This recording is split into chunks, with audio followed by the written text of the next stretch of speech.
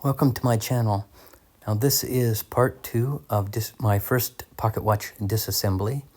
Now I previously did remove the case for this piece and I took the hands off of the dial.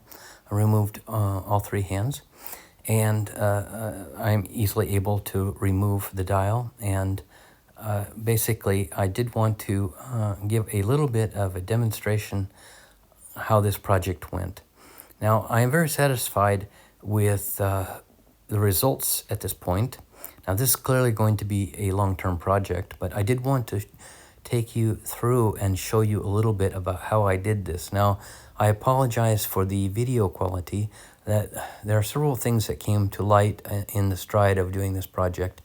Now, this is a situation here where we definitely want to have number one, we want to have good lighting, and I did experiment with lighting, and I was able to use a couple different sources, and that is one thing that immediately helped. However, there is another question that one should think about when mapping out such a project, and certainly one has to have a place where one can do such a project, and I recommend being in a space where without carpet if preferable, but where you can see all of the parts should anything fly to the floor or anything like this, because these parts are extremely small and extremely rare, and finding them can be very difficult, and replacing them would be even more difficult, especially due to the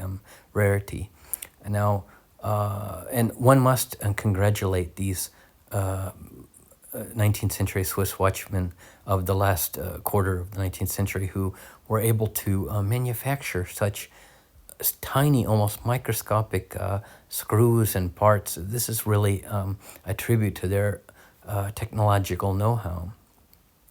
So definitely prepare and think in advance, map your workspace out, because this will be essential. We don't want to lose any parts. I was very fortunate to have not lost any of the parts. So I'm very happy about that. Another thing is, upon actually doing this disassembly, you will notice that my face is quite close to the movement itself. And I was only able to get to source a 7-power jeweler's lens.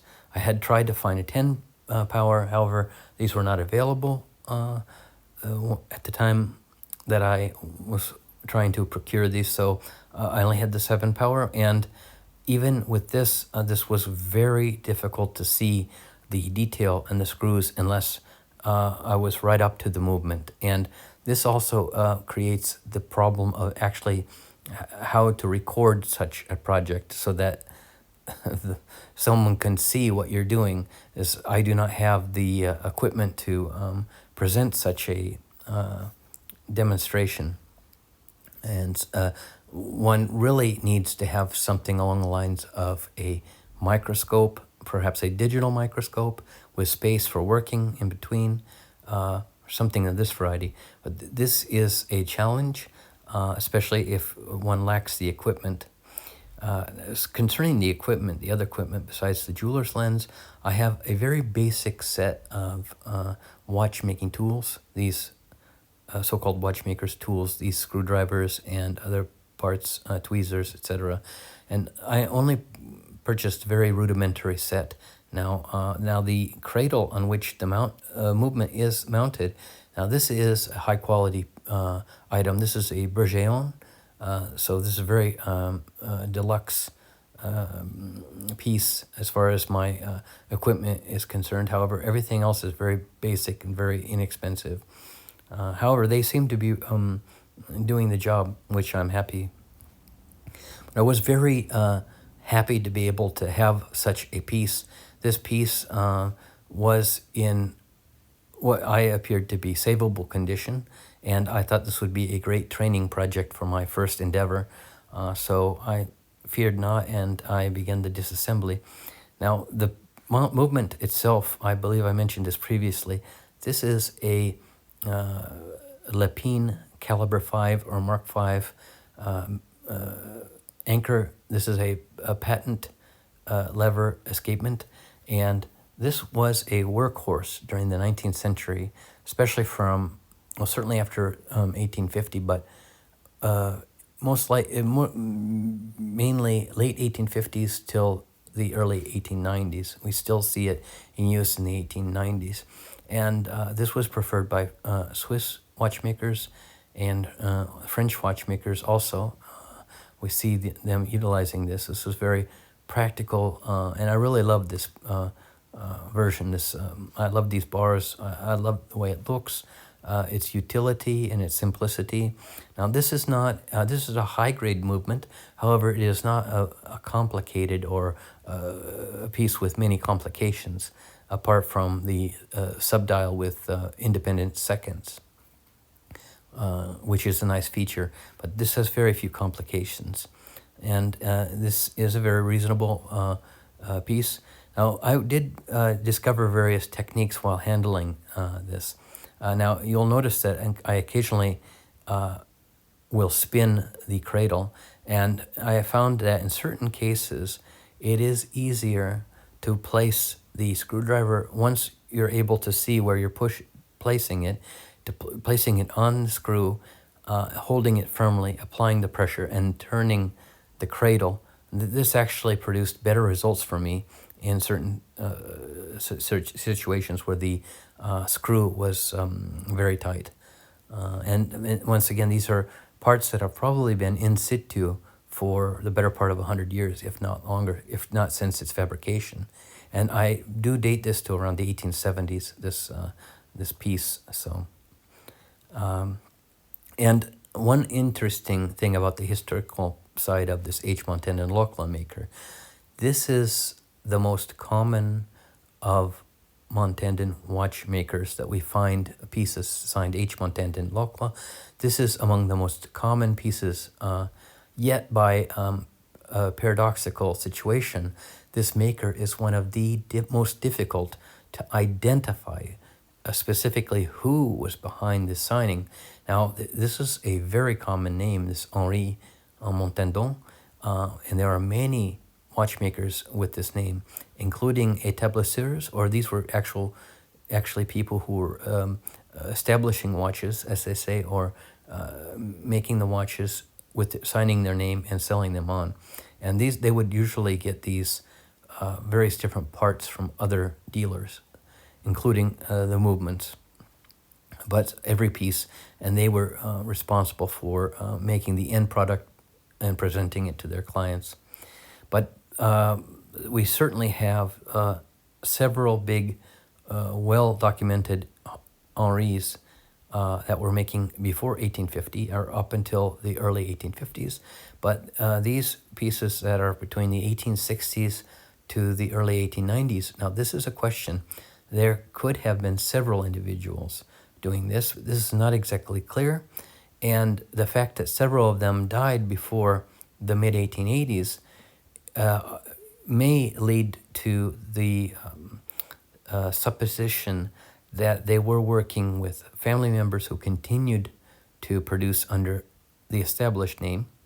And this was a case that can be seen for certainly with Henri Montandon in Besançon, Henri Louis, who died in 1884, but certainly by the early 1880s, his son Henri Edouard had taken over the business, and he would, in the early 1890s, relocate to Paris while keeping his fabrication, his production in Besançon. But he was continuing signing as the father had signed. So once again, this is a matter that needs to be continually researched until a sufficient information reveals without any dispute the actual fabricator. But this is a really beautiful piece. I really enjoyed disassembling this. Now, all of these pieces, I did work across the movement from one side to the other, skipping the center bar with the center wheel. Now, I removed all the pieces with the exception of the center bar and the center wheel. I was unable to get the cannon pinion out from the other side, and not wanting to damage this and not having the specific tools for this operation, I decided to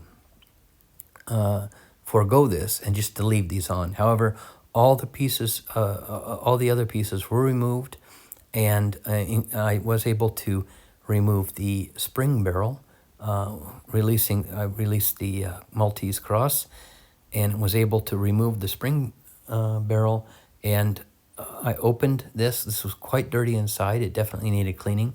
The spring was intact. I was very happy about that. Now, there is a question about the spiral, the hairspring on the escapement. Now, that is not exactly clear. Is this functioning or not? I will have to do tests. However, upon removing these parts, I was able to determine that many of the jewels are still in relatively good, probably functioning state. There were several that were cracked, and these will probably need replacing. I definitely need to look into a solution for that. I will be looking very carefully at the jewels in my next the next phase of this project. And another issue is going to be oiling. I do not have the material for oiling the jewels yet. However, I have ordered this, and I am waiting to see how this arrives, and testing this out perhaps. But this is definitely something that I plan to continue. I will finish this project. I certainly believe it is doable, even for a beginner as myself. I've had no training for this. However, I have watched this done many times, and I have made my own notes, and this is definitely something that I feel that is within my grasp. So I will definitely be giving it a try. And this is a very standard movement type from this period, so there are possibilities for switching parts that may be, which may be required to do so. However, overall, it does appear that all the parts are in very good condition, and very little needs to be replaced. I do want to mention that the picture in the background, this is not specifically the movement that I am working on now. There's a small difference with this in the area of the escapement. Now I'm working on a patent lever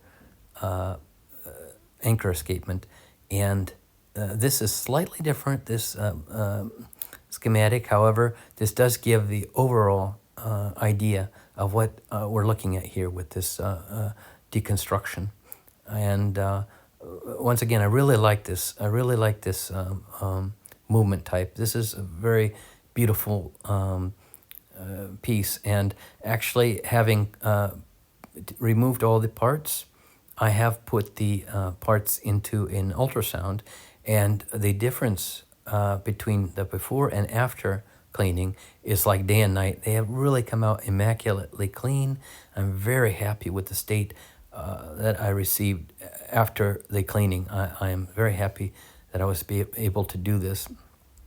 So once again, this is a project which I certainly expect a part 3 to this video, and I hope that this is able to bring some information forward and spark questions, especially in the planning phases of such a project, that you definitely want to be able to map out where you're going to do this work.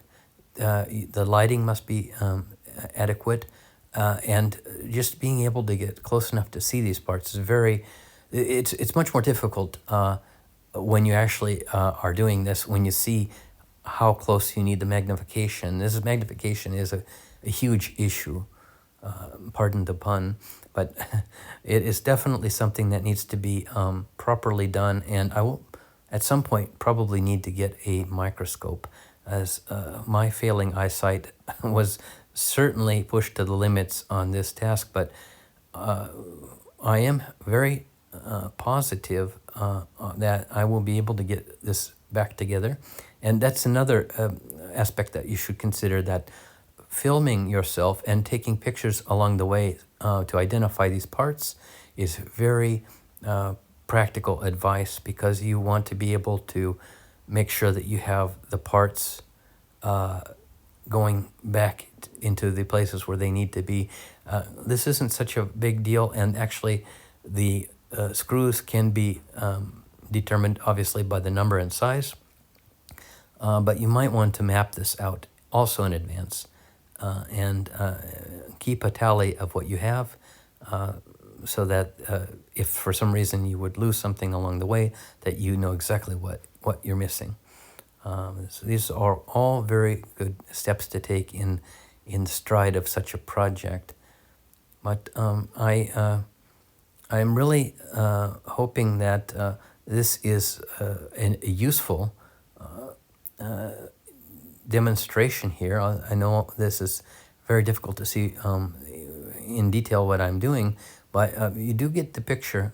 This is more or less a preparatory advice video, but also if anyone has any pointers that they would like to share with me, I would be very fortunate to receive those, as this is my very first pocket watch disassembly. And without any training, I am actually surprised that I was able to get this far and do this.